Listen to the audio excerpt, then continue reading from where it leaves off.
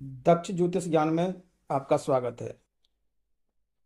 आज का जो हमारा विषय है वो है कि देवी माता का आगमन और गमन का विचार किस प्रकार से किया जाता है, उसके बारे में आज हम आपको बताने का प्रयास करेंगे। तो सर्वप्रथम मैं आपको ये बता दूं, आप सभी जानते होंगे कि एक वर्ष में 4 नवरात्रे आते हैं। तो 4 नवरात्रे, एक तो चैत्र माह के, और एक आते हैं आषाढ़ माह के, और एक आते हैं आश्विनी मास यानी क्वार मास के, और एक महा मास के आते हैं। इस प्रकार ये 4 नवरात्रे एक वर्ष के अंदर आते हैं, जिनमें चैत्र माह के जो नवरात्रे होते हैं और आश्विनी मास क्वार मास के होते हैं, इनके बारे में तो अधिकांश सभी लोग जानते हैं। लेकिन जो नवरात्रे आषाढ़ माह के और महा माह के मास के जो आते हैं, ये गुप्त नवरात्रि के नाम से जाने जाते हैं। इनमें माता की 10 विद्याओं की सिद्धि विशेष रूप से की जाती है। तो ये ज़्यादातर ऐसा माना जाता है कि तांत्रिक सिद्धियों के लिए ये माने जाते हैं।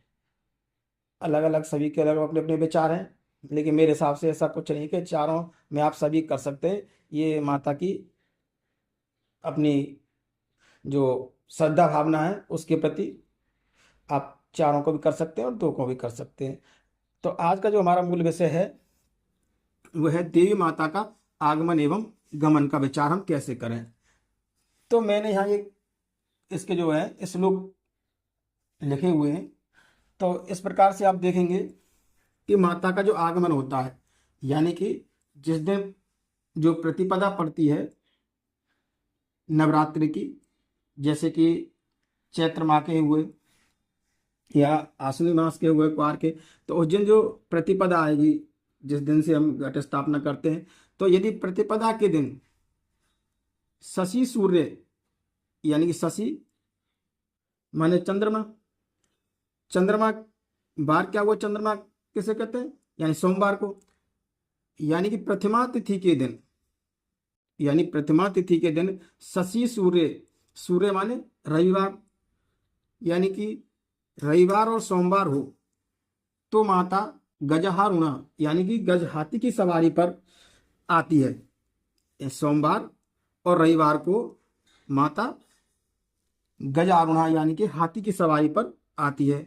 शनि भौमे तुरंग में, यानी कि शनिवार, और भौम माने क्या होता है, भौम यानी मंगलवार, शनिवार या मंगलवार के दिन यदि प्रथमा तिथि पड़ती हो तो तुरंग में यानी कि घोड़े की सवारी पर माता का आगमन होता है। इसी प्रकार गुरव शुक्र च डोलायाम, यानी कि प्रथमा तिथि के दिन यदि गुरुवार और शुक्रवार पड़ता है तो माता डोले पर आती है, ऐसा शास्त्रों में लिखा हुआ है।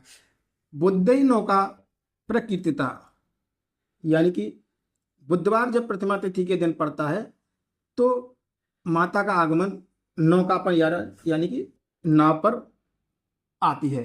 इस प्रकार ये हमारे शास्त्रों में विधान पाया जाता है। अब इसके फल के बारे में भी हमारे ऋषि मुनियों ने, हमारे शास्त्रों में बताया गया है कि जब माता अपने इन वाहनों से आती है तो उन वाहनों का आने से पृथ्वी पर जब आती है तो हमें क्या उसके परिणाम मिलते हैं, तो उसके बारे में भी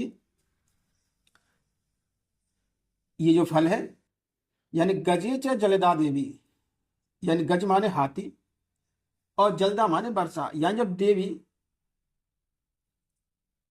हाथी पर की सवारी पर आती है, और हाथी की सवारी पर कब आती है माता, जब सोमवार और रविवार हो प्रतिमा तिथि, तब गज पर यानी हाथी पर देवी आती है। तो उस समय, तो उससे हम अनुमान लगाते हैं पूरे वर्ष का, तो जलदा देवी यानी अच्छी वर्षा होती है, उस समय हमारे पृथ्वी पर अच्छी वर्षा होती है। छत्र भंग तुरंग तुरंग में, और जब माता किस पर, तुरंग माने घोड़े पर। जब माता घोड़े पर आती है, और घोड़े पर कब आती है? शनिवार और मंगलवार को। तो शनिवार और मंगलवार को जब माता घोड़े के वाहन पर आती है तो छत्रभंग होता है। यानी ये छत्रभंग पहले क्या था कि राजाओं के लिए होता था। ये जो पहले राजा थे तो उनमें आपसी जो एक दूसरे में युद्ध हुआ करते थे, उसमें छत्रभंग। तो आज के समय में से हम हमारी जो देश के राजा, क्या है, प्रधानमंत्री, राष्ट्रपति, मुख्यमंत्री वगैरह, और देश विदेश की लड़ाइयों से उसमें भी हम इसे लगा सकते हैं। उसी प्रकार देखते हैं, पहले राजाओं का राज था, अब क्या है कि जनता का राज है उसमें। तो इसी प्रकार से इसको देखा जाता है। तो उसमें क्या होता है? छत्रभंग होता है पृथ्वी पर, अर्थात राजाओं में लड़ाई अधिक होती है उसमें। अब नौकायम सर्व सिद्धि से आत, यानी जब माता नाव पर आती है तो नाव पर कब आती है? बुधवार के दिन। जब बुधवार पड़ता है प्रथमा तिथि को तो नौका पर आती है माता, नाव पर आती है। तो उसमें सर्व सिद्धि होती है, यानी कि पृथ्वी पर सही प्रकार की सिद्धियां प्राप्त होती हैं। और डोलायाम मरणम दुर्गम, अर्थात जब माता डोला की सवारी में आती है, डोले पर आती है। डोले पर कब आती है माता? गुरुवार और शुक्रवार के दिन डोले की सवारी पर माता का आगमन होता है। तो उसका फल हमें पृथ्वी पर मिलता है कि डोलायाम मरणम ध्रुवम, यानी कि रोग शोक दुख इत्यादि का विस्तार रहता है पृथ्वी पर जीवों में। तो इस प्रकार ये जो गमन के फल हुए। अब बात करते हैं हम माता का गमन। ये तो आगमन और गमन, आगमन के और उसके फल हुए। अभी हम गमन के बारे में विचार करते हैं कि गमन में क्या कहता है। ये इस श्लोक के बारे में पढ़ते हैं कि शशि सूर्य दिने यदि सा, जब शशि माने चंद्रमा और सूर्य माने रविवार, यानी कि सोमवार और रविवार, दिने यदि सा, यानी कि सोमवार और रविवार को, यदि सा विजया महिष है, यदि विजयादशमी हो, यानी कि दसवीं तिथि पड़ती हो, तो माता का गमन महिष गमने, यानी महिष माने क्या होता है? भैंसा। तो भैंसे की सवारी पर माता का गमन होता है। रुज शोक करा, तो उसका फल क्या मिलता है? क्या रुज शोक करा, यानी कि हमारे संसार में शोक पैदा होता है। शोक, रोग शोक वगैरह ये पृथ्वी पर अधिक होते हैं। यानी कि यानी कि सोमवार और रविवार को, रविवार और सोमवार के दिन यदि विजयादशमी हो तो माता का गमन भैंसे की सवारी पर होता है। तो उससे पृथ्वी पर शोक अधिक रहता है, रोग शोक की व्यवस्था रहती है। शनि भौमे दिने यदि सा विजया, यानी कि विजयादशमी के दिन शनिवार और मंगलवार हो तो उस दिन माता चरणायुधमान करी सा विकला, यानी चरणायुधमान, इसके कई अर्थ हैं। चरणायुधमान मुर्गे को भी कहते हैं, यानी मुर्गे की सवारी पर जब माता जाती है तो पूरे विश्व में, पृथ्वी पर विकलता होती है, यानी विकलता पैदा होती है। अब हमने कई पुस्तकों में पढ़ा है, उनमें लिखा है कि चरणायुद्ध में कहीं तो मुर्गे की सवारी पर, और कहीं लिखा हुआ है क्या कि पैदल सवारी, यानी अपने पैदल जाती है तो विकल कर देती है, यानी कि समाज को, यानी कि पृथ्वी पर प्राणियों को विकलता होती है। बुद्ध शुक्र दिन यदि सा विजया, यानी कि बुधवार और शुक्रवार के दिन यदि विजयादशमी हो तो माता का गज वाहन गासु वृष्टि कर रहा, यानी गज हाथी की सवारी पर माता जाती है, उसका गमन होता है। तो उससे उसका फल क्या होता है कि सुवृष्टि करा, यानी कि अच्छी वर्षा होती है पृथ्वी पर उस समय। अगला है सुरराज गुरु यदि सा विजया, यानी सुरराज माने देवताओं के जो गुरु हैं, यानी